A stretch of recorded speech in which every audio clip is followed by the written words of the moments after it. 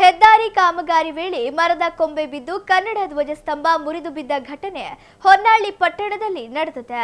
ಹೊನ್ನಾಳಿಯಲ್ಲಿ ಗದಗ ಹೊನ್ನಾಳಿ ಹೆದ್ದಾರಿ ಕಾಮಗಾರಿ ನಡೆಯುತ್ತಿದ್ದು, ಜಯಚಾಮರಾಜ ವೃತ್ತದ ಬಳಿ ರಸ್ತೆ ಬದಿ ಕಾಮಗಾರಿಗೆ ಅಡ್ಡವಾಗಿದ್ದ ಮರಗಳನ್ನು ಕಡಿಯುವಾಗ ಮರದ ಕೊಂಬೆ ಬಿದ್ದು ಕನ್ನಡ ಧ್ವಜಸ್ತಂಭ ಮುರಿದು ಬಿದ್ದಿದೆ.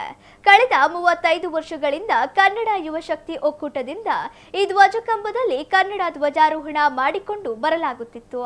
ಆದರೆ ಹೆದ್ದಾರಿ ಪ್ರಾಧಿಕಾರದ ನಿರ್ಲಕ್ಷ್ಯದಿಂದ ಧ್ವಜಸ್ತಂಭ ಮುರಿದು ಬಿದ್ದಿರುವುದನ್ನು ಖಂಡಿಸಿದ ಕನ್ನಡ ಪರ ಸಂಘಟನೆಗಳು ಪ್ರತಿಭಟನೆ ನಡೆಸಿ ಅಧಿಕಾರಿಗಳ ವಿರುದ್ಧ ತೀವ್ರ ಆಕ್ರೋಶ ವ್ಯಕ್ತಪಡಿಸಿದರು. ಜೊತೆಗೆ ಮರ ಕತ್ತರಿಸುವ ಮೊದಲು ಕನ್ನಡಾಂಬೆಯ ಧ್ವಜಸ್ತಂಭವನ್ನು ಸುರಕ್ಷಿತವಾಗಿ ಬೇರೆಡೆ ಹಸ್ತಾಂತರ ಮಾಡುವಂತೆ ಮನವಿ ಮಾಡಲಾಗಿತ್ತು. ಆದರೆ ಅಧಿಕಾರಿಗಳು ನಮ್ಮ ಮನವಿಯನ್ನು ನಿರ್ಲಕ್ಷಿಸಿ ಮರ ಕತ್ತರಿಸಿದ ಪರಿಣಾಮ ಈ ಘಟನೆ ನಡೆದಿದೆ ಎಂದು ಪ್ರತಿಭಟನಾಕಾರರು ಆರೋಪಿಸಿದರು. ಇಲ್ಲ ಅಂದ್ರೆ ನಾವು ಶಿಫ್ಟ್ ಮಾಡ್ತೀವಿ, ಅಲ್ಲಿ ತನಕ ಅವಕಾಶ ಕೊಡ್ರಿ, ನಾವು ಹೇಳಿದೇವೆ ಅದ್ರ ಬಗ್ಗೆ. ಆಯ್ತು, ನಾವು ಇದನ್ನ ಕಡಿಯಲ್ಲ ಆ ಕಡೆ ಕಡಿತೀವಿ ಅಂತಂದ್ರು. ದಿಢೀರನಾಗಿ ಇಲ್ಲಿಗೆ ಬಂದಿದ್ದಾರೆ. ಇಲ್ಲಿ ಇಳಿಸಿದ ಕೂಡಲೇ ಕಡಿಯಬೇಕಾರೆ ಮತ್ತೆ ಅದಕ್ಕೆ ಟಚ್ ಮಾಡಿದ್ದಾರೆ. ಇದು ಕೂಡ ಹಳೆಯ ಒಂದು ಇತಿಹಾಸ ಪ್ರಸಿದ್ಧವಾದ ನಾಮಫಲಕ. ಇಲ್ಲೂ ಕೂಡ ಬೇಡ ಸರ್ ಅಂತಂದೆ. ಅವ್ರು ಕಳೀತಾರೆ ಅಂತ ಇಳಿಸ್ಬಿಟ್ರು. ಇಳಿಸ್ಕೊಂಡ ಕಟ್ ಮಾಡ್ಬೇಕಾರೆ ಮತ್ತೆ ಕನ್ನಡ ಧ್ವಜಕ್ಕೆ ಹಾನಿ ಮಾಡಿದ್ದಾರೆ. ಆದ್ರಿಂದ ನಾನು ಹೇಳೋದು ಒಂದೇ ಮಾತು, ಎಲ್ಲ ಅಧಿಕಾರಿಗಳು ಇಲ್ಲಿ ಬರಬೇಕು. ನಮ್ಮ ಕನ್ನಡಿಗರ ಸ್ವಾಭಿಮಾನ ಕೆಣಕ್ಬೇಡ್ರಿ. ನಾವು ಅವತ್ತಿಂದ ಹೇಳ್ತೀವಿ, ಇವತ್ತಿರ್ತೀವಿ. ಅಭಿವೃದ್ಧಿಗೆ ನಾವು ಯಾವತ್ತೂ ನಾವು ಸಹಕಾರ ಕೊಡ್ಕೊಂತಾನೆ ಹೊಂದಿದ್ದೇವೆ. ಮನಸ್ಸು ಇಚ್ಛೆ ಮಾಡ್ತಿದ್ದೀರ ಅಧಿಕಾರಿಗಳು. ನಿಮ್ ಮನ್ಸಿಗೆ ಬಂದಂಗೆ ರೋಡು ಅಗಲೀಕರಣ ಮಾಡ್ತಾ ಇದ್ದೀರಾ. ನಾವು ಇನ್ನೊಂದು ಮಾತು ಹೇಳಿದ್ವಿ, ಫಸ್ಟ್ ನೀವು ಚರಂಡಿ ಮಾಡ್ಬಿಡ್ರಿ. ಚರಂಡಿ ಮಾಡಿದಾಗ ಕರೆಕ್ಟ್ ಮೆಸೇಜ್ ಬರ್ತೈತಿ. ಒಂದೇ ಕ್ಷಣದಲ್ಲಿ ಎತ್ಬೋದು ಅಂತ ಅದನ್ನು ಕೂಡ ನಾವು ಹೇಳಿದ್ವಿ. ಇದು ಮೊದಲೇ ಏನು ಅಂದ್ರೆ ಕನ್ನಡ ಏನು ಒಂದು ಧ್ವಜವನ್ನ ಸ್ತಂಭವನ್ನ ಶಿಫ್ಟ್ ಮಾಡ್ಬೇಕು. ಹೌದು ಹೌದು, ಮನವಿ ಕೊಟ್ಟಿದ್ವಿ. ಅದಕ್ಕೆ ಸ್ಪಂದಂಗೆ ಈ ಸ್ಥಳಕ್ಕೆ ಬಂದಾಗ ಶಾಸಕರು ಬಂದಿದ್ರು, AC ಬಂದಿದ್ರು, ತಹಶೀಲ್ದಾರ್ ಬಂದ್ರು. ಆಯ್ತು, ನಿಮಗೆ ಮಾಹಿತಿ ಕೊಟ್ಟೆ ನಾವು ಮುಂದುವರಿತೀವಿ ಅಂತ ಹೇಳಿದ್ರು. ಅದು ಕೂಡ ನಿನ್ನೆ ಹೌದು ನಿನ್ನೆ ಕೂಡ ನಾವು ಹೇಳಿದ್ದೀವಿ. ಯಾರು ಆ ಮೇಡಮ್ ಅವರು ಬಂದಿದ್ರು, ಆ ಮೇಡಮ್ ಬಗ್ಗೆ ನಾವು ಹೇಳಿದ್ದೀವಿ. ನಮಗೆ ನೀವು ಯಾವ ಕಡೆಗೆ ಹೇಳಿದ್ರೆ ಟೈಮ್ ಕೊಡ್ರಿ ನಮಗೆ ಅಂತ ಹೇಳಿದ್ದೀವಿ. ನೀವೇನ್ ಹೇಳ್ತೀರಾ? ಏನಾಯ್ತು ಸರ್? ಇದಕ್ಕೆ ನೋಡಿ, ನಾವು ಯಾವ್ದಾರ ವಿಷಯ ಇದುವರೆಗೂ ಅವರಿಗೆ ಮಾಡ್ತಕ್ಕಂಥ ಕಾಮಗಾರಿ ಅವೈಜ್ಞಾನಿಕವಿದ್ರು ನಮ್ಮ ಗಮನಕ್ಕೆ ಬಂದ್ರು ನಾವು ಅವರಿಗೆ ಅಭಿವೃದ್ಧಿಗೆ ನಾವು ಅಡ್ಡಕ್ಕೆ ಹೋಗಿಲ್ಲ. ಆದ್ರೆ ನಾವು ಇದು ಕೇಳಕ್ಕಿಂತ ಮುಂಚೆ ಈ ಒಂದು ಹಿಂದೆನೆ AC ಇಂದ, ತಹಶೀಲ್ದಾರ್ ಇಂದ, ಆಮೇಲೆ DC ಅವರಿಂದ ನಮಗೆ ಮಾಹಿತಿ ಬಂದ್ಮೇಲೆ ನಾವು ಸುಮ್ಮನಾಗಿದ್ದೇವೆ. ಏನೋ ಡೆವಲಪ್ ಮಾಡ್ತಾರೆ, ಶಿಫ್ಟ್ ಮಾಡಿ ನಿಮಗೆ ಹೊಸದಾದಂತ ನವೀಕರಣ ಮಾಡ್ಕೊಂಡು ಧ್ವಜದ ಕಟ್ಟೆ ಮಾಡ್ಕೊಡ್ತೇವೆ ಅಲ್ಲಿ ಸುಮ್ಮನೆ ಅಂತ. ಈಗ ಕಣ್ಣಿದ್ರಿಗೆ ಈ ತರ ಘಟನೆ ನಡೆದಿರ್ಬೇಕಾದ್ರೆ ಇವ್ರು ಎಷ್ಟು ಮಟ್ಟಿಗೆ ಇರ್ಬೇಕು ನೋಡಿ. ಯಾವ ಅಧಿಕಾರಿಗಳು ಇಲ್ಲ, ನನಗೆ ಸಂಬಂಧಪಟ್ಟಿಲ್ಲ, ನಮಗೆ ಸಂಬಂಧಪಟ್ಟಿಲ್ಲ ಅಂತ ಹೇಳೋದಾದ್ರೆ ತಾಲೂಕು ದಂಡಾಧಿಕಾರಿಗಳು ಯಾಕೆ ಬೇಕು, ಉಪ ವಿಭಾಗಾಧಿಕಾರಿಗಳು ಯಾಕೆ ಬೇಕು, ಮುಖ್ಯಾಧಿಕಾರಿಗಳು ಯಾಕೆ ಬೇಕು? ಹಾಗಾದ್ರೆ ಇವ್ರು MLA ಹೇಳಿದಂಗಾದ್ರೆ, ರಾಜಕೀಯ ವ್ಯಕ್ತಿಗಳು ಹೇಳಿದಾಗ ಕೇಳೋದಾದ್ರೆ ಅವ್ರು ಹೇಳಿದಂಗೆ ಮಾಡ್ಬೇಕು. ನಾವು ಹೇಳ್ತೇವೆ, ಚರಂಡಿನ ಆ ಕಡೆ ಮಾಡಕ್ ಕೊಡಲ್ಲ, ಈ ಕಡೆಗೆ ಮಾಡ್ಬೇಕು, ಅಡ್ಡ ಕೊಡಲ್ಲ. ಯಾವ ಮರನ ಕೇಳಬೇಡಿ. ಯಾರು ಅವ್ರ ಫಾರೆಸ್ಟ್ ಹೇಳಿದಾರಲ್ಲ, ಫಾರೆಸ್ಟ್ ಒಂದು ಕೋಳಿ ಸಾಕಿದ್ರೆ ಹೇಳ್ರಿ, ಒಂದು ಹಕ್ಕಿ ಸಾಕಿದ್ರೆ ಹೇಳ್ರಿ, ಯಾವ್ದಾರ ಒಂದು ಪಾರೋಳಿಕೆ ಸಾಕಿದ್ರೆ ಹೇಳ್ರಿ. ಮರದ ಕಡಿದ್ರೆ ಮರ ಮರ ಹೋದ್ರೆ ಹಕ್ಕಿಗಳು ಸಾಯ್ತಾವ. ಎಷ್ಟು ಹಕ್ಕಿ ಸಾಕಿದಿರಾ, ಎಷ್ಟು ಮರಗಳನ್ನ ಉಳಿಸಿದಿರಾ? ಇವತ್ತು ಕಾಡು ನಾಶ ಆಗಕ್ಕೆ ಕಾರಣ ಯಾರ್ರೀ? ಫಾರೆಸ್ಟ್ ಡಿಪಾರ್ಟ್ಮೆಂಟ್ ಬರ್ರಿ, ಇಲ್ಲಿ ಬರ್ಬೇಕಿಲ್ಲಿ. ಒಂದನ್ನ ಉಳಿಸ್ಬೇಕಾದ್ರೆ ಇನ್ನೊಂದನ್ನ ಕಡಿಬೇಕಂತ ಹೇಳಿ ನೀವ್ ಹೇಳ್ತೀರಿ. ಹೆಂಗ್ ಹೋಯ್ತೀರಿ ಲೈನ? ಚರಂಡಿ ಮಾಡ್ಬೇಕಾದ್ರೆ ಒಬ್ಬ ಇಂಜಿನಿಯರ್ ಈ ಕಡೆ ಮಾಡ್ಬೇಕಂತಾರೆ, ಒಬ್ಬ ಇಂಜಿನಿಯರ್ ಈ ಕಡೆ ಅಂತಾರೆ.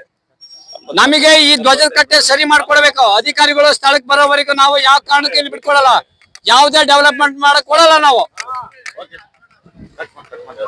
ಸರ್ ನೋಡಿ, ಇದು ಗದಗ್ ಟು ಹೊನ್ನಾಳಿ ಹೆದ್ದಾರಿ ಕಾಮಗಾರಿ ನಡೀತಾ ಇದೆ.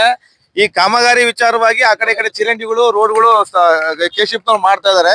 ನಾವು ಕನ್ನಡ ಪರ ಸಂಘಟನೆಯವರು ವರ್ಷ ಪೂರ್ತಿ ಹೋರಾಟ ಮಾಡ್ಕೊಂಡು ಇವತ್ತು ನಮ್ಮ ನಾಡಿನ ಬಗ್ಗೆ, ವಿಶೇಷವಾಗಿ ನಮ್ಮ ನಾಡು ಧ್ವಜದ ಬಗ್ಗೆ ಆಸಕ್ತಿ ಇಟ್ಕೊಂಡು ಅದನ್ನೇ ಒಂದು ಹೋರಾಟದ ಕಾನ್ಸೆಪ್ಟ್ ಆಗಿ ತಗೊಂಡು ಹೋರಾಟಗಳು ಮಾಡ್ತಾ ಇದೀವಿ. ಆದ್ರೆ ಇವತ್ತು ನೋಡಿರ್ಬೋದು, ಹಿಂದ್ಗಡೆ ನೋಡಿ, ಈಗ ಧ್ವಜಸ್ತಂಭ ಯಾವ ರೀತಿ ಉರುಳು ಬಿದ್ದಿದೆ ಅಂತ ಹೇಳಿ. ಇವತ್ತು ನಮಗೆ ಅಂತ ಹೇಳಿದ್ರೆ ನಮ್ಮ ಕನ್ನಡ ಪರ ಹೋರಾಟಗಾರರಿಗೆ ಮತ್ತು ನಾಡಿಗೆ ಅವಮಾನ ಮಾಡಿರೋದು ಈ ಕೇಶಿಪ್ ಅಧಿಕಾರಿಗಳು ಅವಮಾನ ಮಾಡ್ದಂಗಿದು. ಇವತ್ತು ನಾವು ಹೇಳಿದೀವಿ, ನೀವು ಯಾವ ರೀತಿ ತೆಗೆದು ಶಿಫ್ಟಿಂಗ್ ಮಾಡಿಕೊಟ್ಟು ಆಮೇಲೆ ಬೇಕಾದ್ರೆ ಕೆಲಸ ಮಾಡ್ಕೊಡ್ರಿ ಅಂತ ಹೇಳಿದೀವಿ. ಆದ್ರೂ ಕೂಡ ಬೇಜವಾಬ್ದಾರಿ ಅಧಿಕಾರಿಗಳು ಇವತ್ತು ಯಾವುದೇ ರೀತಿಯ ಇನ್ಫಾರ್ಮೇಶನ್ ಇಲ್ದಂಗೆ, ಆಮೇಲೆ ಇದು ಸ್ಥಳಾಂತರ ಮಾಡ್ಲಂಗೆ ಇವತ್ತು ನಾಡ ಧ್ವಜ ನೆಲಕ್ಕೆ ಉರುಳಿದೆ ಅಂದ್ರೆ ಅರ್ಥ ಮಾಡ್ಕೊಳ್ಳಿ, ಇವತ್ತು ಎಷ್ಟು ಇವರೆಲ್ಲ ಕನ್ನಡ ದ್ರೋಹಿಗಳು ಅಂತ. ಇವರೆಲ್ಲ ಕನ್ನಡ ದ್ರೋಹಿಗಳು ಕೆಲಸ ಮಾಡಿ ನಮಗೆ ಅವಮಾನ ಮಾಡಿದ್ದಾರೆ. ಇದಕ್ಕೆ ತಕ್ಕಾದ ಉತ್ತರ ಕನ್ನಡ ಪರ ಸಂಘಟನೆಗಳು ಕೊಡ್ತೀವಿ. ದಯವಿಟ್ಟು ಕೆಲಸ ಮಾಡಕ್ ಕೊಡಲ್ಲ. ಎಲ್ಲಾ ಅಧಿಕಾರಿಗಳು ಸ್ಪಾಟಿಗೆ ಬರ್ಬೇಕು, ಇದಕ್ಕೆ ತಲೆದಂಡ ಕಟ್ಟಬೇಕು. ಅವರು ಇವಷ್ಟು ಅಧಿಕಾರಿ ತಲೆಗಂಡ ಸಂಬಂಧಪಟ್ಟ ಕೇಶಿಪ್ ಅಧಿಕಾರಿಗಳನ್ನ ಸಸ್ಪೆಂಡ್ ಮಾಡ್ಬೇಕು ಅಂತ ಹೇಳಿ ಈ ಮಾಧ್ಯಮದ ಮೂಲಕ ನಾವು ಎಚ್ಚರಿಕೆ ಕೊಡ್ತಾ ಇದೀವಿ. ಇನ್ನು ಮಂಜುನಾಥ್ ಇದ್ರೆ, ಮಂಜುನಾಥ್ ಅವ್ರು ಏನ್ ಹೇಳ್ತೀರಿ? ಎಲ್ರಿಗೂ ನಮಸ್ಕಾರ. ಏನು ಹೊನ್ನಾಳಿ ಮತ್ತು ನ್ಯಾಮತಿ ಅವಳಿ ತಾಲೂಕಿನ ಈ ನಾಡಿನ ಕನ್ನಡಿಗರಿಗೆ ಇವತ್ತೇ ಏನು ರಸ್ತೆ ಅಭಿವೃದ್ಧಿ ಅಧಿಕಾರಿಗಳಾಗಿರ್ಬೋದು, ರಾಜಕಾರಣಿಗಳಾಗಿರ್ಬೋದು, ತಹಶೀಲ್ದಾರ್ ಆಗಿರ್ಬೋದು, AC ಅವರಾಗಿರ್ಬೋದು, ಇದುವರೆಗೂ ಈ ಘಟನೆ ನಡೆದು ಈ ಸುಮಾರು 1 ಗಂಟೆ 2 ಗಂಟೆ ಆಗಕ್ ಬರ್ತಿದೆ. ಇದುವರೆಗೂ ಅವ್ರಿಗೆ ಪ್ರಜ್ಞೆ ಅಂತಕ್ಕಂತಿಲ್ಲ. ಸುಮಾರು ನಮ್ಮ ಸಂಘಟನೆ ಸದಸ್ಯರು ದೂರವಾಣಿ ಮುಖಾಂತರ ಕರೆ ಮಾಡಿ ಕರೆದ್ರು ಅವ್ರು ಬರೋದಕ್ಕೆ ರೆಡಿ ಇಲ್ಲ. ಅಂದ್ರೆ ಅವ್ರಿಗೆ ಎಷ್ಟು ಕನ್ನಡದ ಮೇಲೆ ಇದು ಅಭಿಮಾನ ಎಷ್ಟು ಇದೆ ಅಂತ ನಾವು ಅರ್ಥ ಮಾಡ್ಕೊಳ್ಳೋಂತ ಮನಸ್ಥಿತಿ ಇವತ್ತು ತಿಳಿಸ್ತಾ ಇದ್ದಾರೆ. ಇಂಥ ನಾಡದ್ರೋಹಿಗಳಿಗೆ ನಾವು ತತ್ಪಾಠ ಕಲಿಸ್ತೀವಿ. ಇನ್ನೇನು ಕೆಲವೇ ಕ್ಷಣಗಳಲ್ಲಿ ಬಂದು ಈ ನಾಡಕ ಧ್ವಜ ಕಂಬನ ಸರಿಪಡಿಸಿ ಬೇರೆ ಸ್ಥಳ ನಮಗೆ ಗುರುತಿಸಿ ನಾಡಧ್ವಜ ಕಂಬನ ಸ್ಥಾಪನೆ ಮಾಡೋವರೆಗೂ ಈ ಕಾಮಗಾರಿ ಆರಂಭ ಮಾಡಕ್ ನಾವು ಬಿಡೋದಿಲ್ಲ. ಈ ಮುಂದಿನ ದಿನಗಳಲ್ಲಿ ಬೇಕಾದಂತ ಸಂಘಟನೆಗಳಿದಾವೆ. ಎಲ್ಲಾ ತಾಲೂಕಿನ ರೈತ ಪರ ಸಂಘಟನೆ ಆಗಿರ್ಬೋದು, ದಲಿತ ಪರ ಸಂಘಟನೆ ಆಗಿರ್ಬೋದು, ನಮ್ಮೆಲ್ಲಾ ಕನ್ನಡ ಪರ ಸಂಘಟನೆ ಆಗಿರ್ಬೋದು, ಎಲ್ಲಾ ಕನ್ನಡಿಗರನ್ನು ಒಗ್ಗೂಡ್ಕೊಂಡು ಉಗ್ರವಾದ ಹೋರಾಟ ಮಾಡಬೇಕಾಗುತ್ತದೆ ಅಂದ್ರೆ ಈ ಮೂಲಕ ತಮಗೆ ಎಚ್ಚರಿಕೆಯನ್ನು ಕೊಡ್ತಾ ಇದೀವಿ. ತಕ್ಷಣ ಈ ಸಂಬಂಧಪಟ್ಟ ಅಧಿಕಾರಿಗಳು ಈ ಕೂಡಲೇ ಸ್ಥಳಕ್ಕೆ ಬಂದು ಈ ಏನ್ ನಮ್ಮ ನಾಡಧ್ವಜವನ್ನು ಅವಮಾನ ಮಾಡಿದ್ದಾರೆ, ಇವ್ರಿಗೆ ಏನ್ ಕಾನೂನು ರೀತಿಯಾಗಿ ಶಿಕ್ಷೆ ಒಳಪಡಿಸಿ ನಮ್ಮ ನಾಡಧ್ವಜಕ್ಕೆ ಅವಕಾಶ ಮಾಡ್ಕೊಡ್ಬೇಕು, ಸ್ಥಳಕ್ಕೆ ಅವಕಾಶ ಮಾಡ್ಕೊಡ್ಬೇಕು ಅಂತ ಹೇಳಿ ಈ ಮೂಲಕ ತಮ್ಮಲ್ಲಿ ಕೇಳ್ಕೊಳ್ತಾ ಇದ್ದೇವೆ. ಇಲ್ಲವಾದ್ರೆ ಇನ್ನೇನು ಕೆಲವೇ ಕ್ಷಣಗಳಲ್ಲಿ ಈ ಧಿಕ್ಕಾರ ಕೂಗೋ ಮುಖಾಂತರ ಇಲ್ಲಿ ರೋಡ್ ಅಲ್ಲಿ ಹೋರಾಟವನ್ನು ಆರಂಭ ಮಾಡ್ಬೇಕಾಗತ್ತೆ ಅಂತ ಈ ಮೂಲಕ ಎಚ್ಚರಿಕೆ ನೀಡ್ತಾ ಇದ್ದೇವೆ. ಈಗ ಸಾರ್ವಜನಿಕರಾದ ಮಂಜುನಾಥ್ ಅವರಿದ್ದಾರೆ. ಮಂಜುನಾಥ್ ಅವರು ಏನ್ ಹೇಳ್ತಾರೆ ನೋಡಿ. ನಿನ್ನೆ ಸಂಜೆ ಮೇಡಮ್ ಅವ್ರು ಬಂದಿದ್ರು, ಇಂಜಿನಿಯರ್ ಮೇಡಮ್ ಅವರು. ಅವ್ರಿಗೆ ಇನ್ಫಾರ್ಮೇಶನ್ ಕನ್ನಡ ಸಂಘಟನೆಗಳು ಎಲ್ಲ ಇನ್ಫಾರ್ಮೇಶನ್ ಮಾಡಿದ್ದಾರೆ. ನಿನ್ನೆ ಸಂಜೆನೂ ಸಹ ಅವ್ರು ಮೇಡಮ್ ಅವ್ರು ಬಂದಾಗ ನಮ್ಮ ಲಾಯರ್ ಚಂದ್ರನ್ ಅವರು ಮತ್ತೆ ನಾಗರಾಜ್ ಅವರು ಎಲ್ಲರೂ ಇದ್ರು, ಸಾರ್ವಜನಿಕರು ಎಲ್ಲರೂ ಇದ್ರು. ಅವಾಗ ಅವ್ರಿಗೆ ನಿನ್ನೆ ಮರ ಕಡಿತಾರೆ, ಅದು ಧ್ವಜದ ಕಟ್ಟೆ ಮೇಲೆ ಬೀಳತ್ತೆ ಅಂತ ಹೇಳಿ ಇನ್ಫಾರ್ಮೇಶನ್ ಮಾಡಿ ಎಲ್ಲ ಹೇಳಿದ್ದಾರೆ. ಇಲ್ಲ ನಾವು ನಾಳೆ ಕೆಲಸ ಮಾಡಲ್ಲ, ಫ್ರೀ ಆಗಿದ್ದಾಗ ನಾವು ಮಾಡ್ತೀವಿ ಅಂತ ಹೇಳಿದ್ದಾರೆ. ಆದ್ರೂ ಸಹ ಇವತ್ತು ಏಕಾಏಕಿ ಬಂದು ಈ ತರ ಅದು ನಾಡ ಧ್ವಜಕ್ಕೆ ಅವರು ಶಿಫ್ಟ್ ಮಾಡಿ ಇಲ್ಲ ಕೆಲಸನಾದ್ರೂ ನಿಲ್ಲಿಸಿ ಏನಾದ್ರು ಮಾಡಿದ್ರೆ ಅದಕ್ಕೆ ನಾವು ಕೋಆಪರೇಷನ್ ಕೊಡ್ತಿದ್ದೀವಿ, ಸಹಕಾರ ಕೊಡ್ತಿದ್ವಿ ಎಲ್ಲರೂ.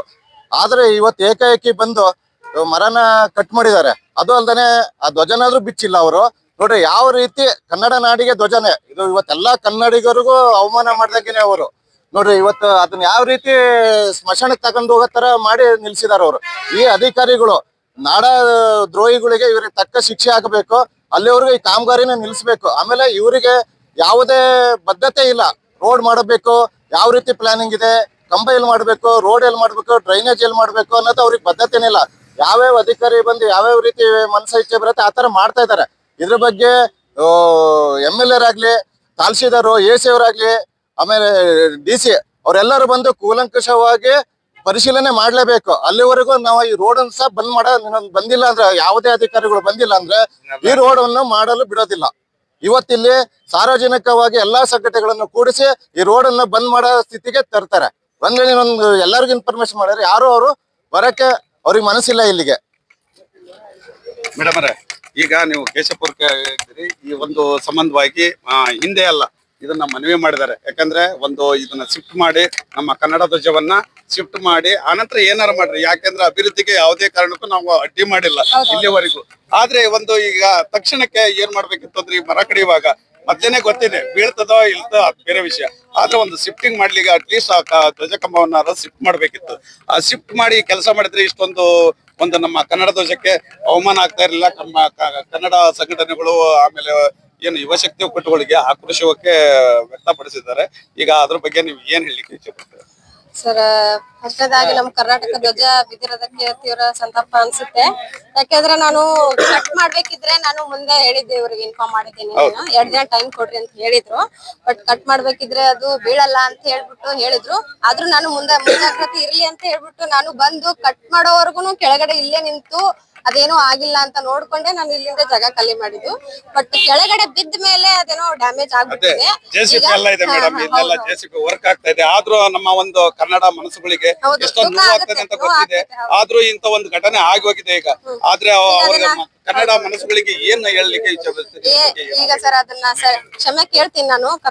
ನಾವು ಕರ್ನಾಟಕದವರಾಗಿ ಮಾಡ್ಕೊಡ್ತೀವಿ ಸರ್.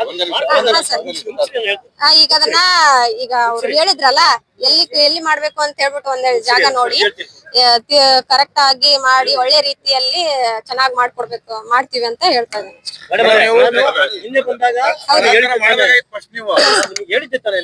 ಹೌದು ಸರ್, 2 ದಿನ ಟೈಮ್ ಕೊಡ್ರಿ, ನಾವೆಲ್ಲ ಕರ್ಸಿ ಅದಕ್ಕೆ ಶಿಫ್ಟ್ ಮಾಡ್ತೀವಿ ಆಯ್ತು ಅಂದ್ರೆ ನಾನು ಬೆಳಗ್ಗೆ ಹೋಗ್ಬೇಕಾದ್ರೆ ಅವ್ರಿಗೂ ಕೂಡ ಹೇಳೋಗಿದ್ದೀನಿ. ಅದು ಮಾತ್ರ ತೆಗಿತೀವಿ ನಾವು, ಈ ಕಡೆ ಬರೋದಿಲ್ಲ ಅಂತ ಪೋಸ್ಟ್ ಆಫೀಸ್ ಆಯ್ತು ಅಂತಂದ್ವಿ.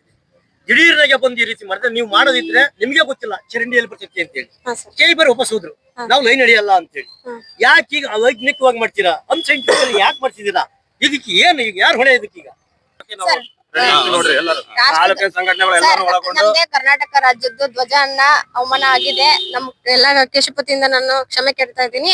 ಅದನ್ನ ಸರಿಯಾಗಿ ಮಾಡಿಸ್ಕೊಟ್ಟು ಸರಿಯಾದ ರೀತಿಯಲ್ಲಿ ಮಾಡಿ ಧ್ವಜನ ಹಾರಿಸ್ಬಿಟ್ಟು ನಾವು ಕೆಲಸ ಕಾಮಗಾರಿಯನ್ನ ಸ್ಟಾರ್ಟ್ ಮಾಡ್ಕೊಂತೀವಿ. ಇಮಿಡಿಯೇಟ್ಲಿ ಸ್ಟಾರ್ಟ್ ಮಾಡ್ಬೇಕು.